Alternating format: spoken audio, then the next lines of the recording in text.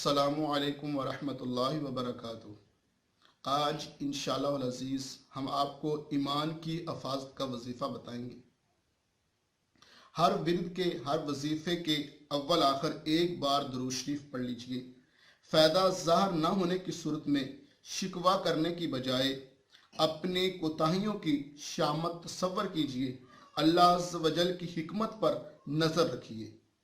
ایمان کی حفاظت کا وظیفہ هو اللہ الرحیم، اس کو درست مخارج کے ساتھ ادا کرنا ہے، هو اللہ الرحیم۔ پھر دہرائیے، هو اللہ الرحیم۔